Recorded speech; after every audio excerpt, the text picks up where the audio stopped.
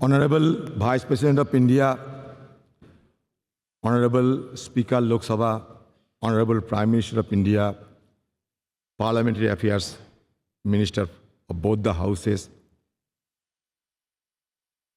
opposition leaders, Kharge ji, all my senior leaders and distinguished, esteemed colleagues of both Lok Sabha and Rajya Sabha.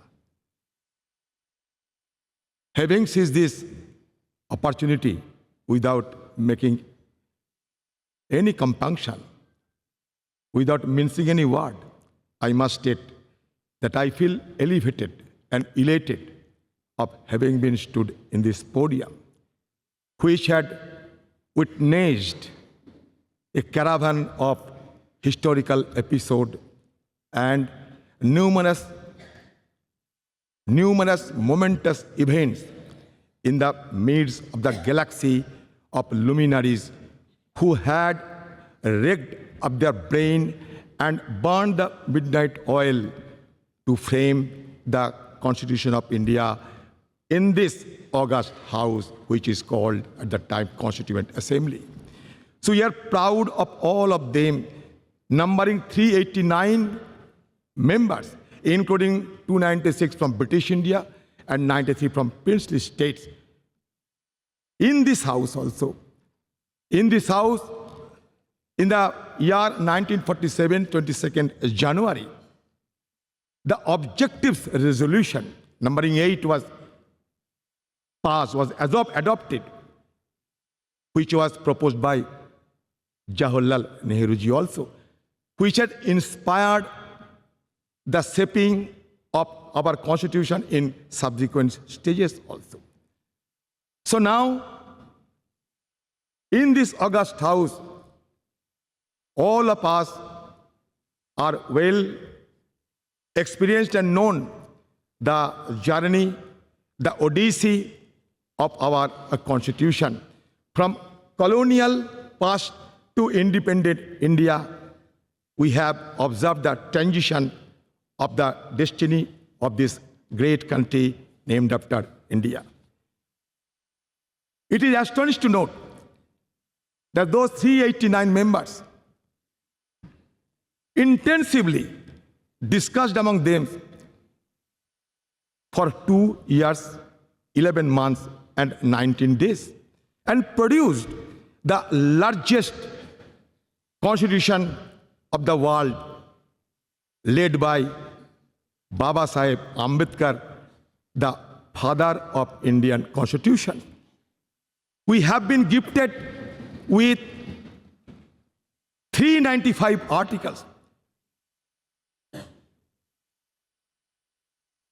Also, 22 parts and 8 schedules.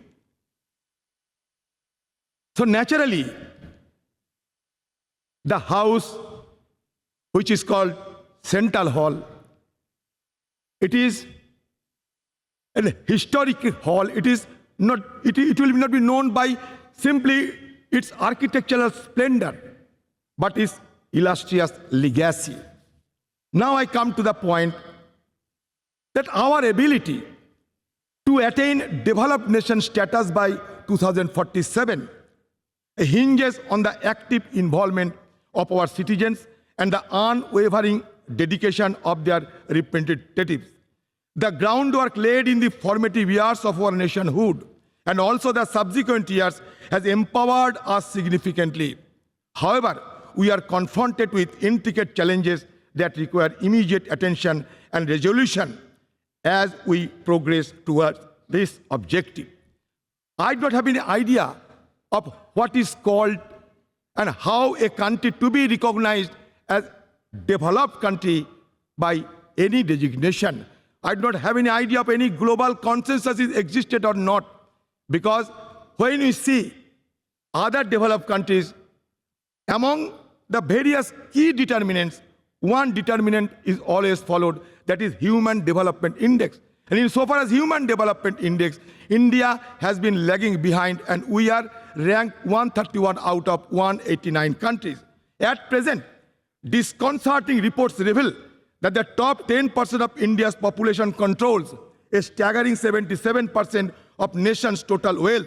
In 2017, a staggering 73% of wealth generated has reportedly gravitated towards the wealthiest 1%, while staggering 670 million Indians constituting the poorest half of the population saw their wealth increase by a mere 1%.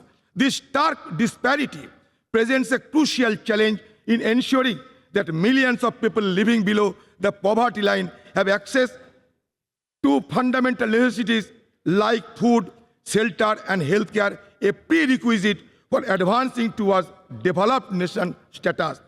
While India boasts of a sizable youth population, high unemployment rates pose a significant hurdle to leveraging this demographic advantage. Addressing this challenge is paramount, necessitating a concerted focus on job creation and the encouragement of entrepreneurship. It is essential to enable India's youthful population to contribute substantially to the country's economic growth and development.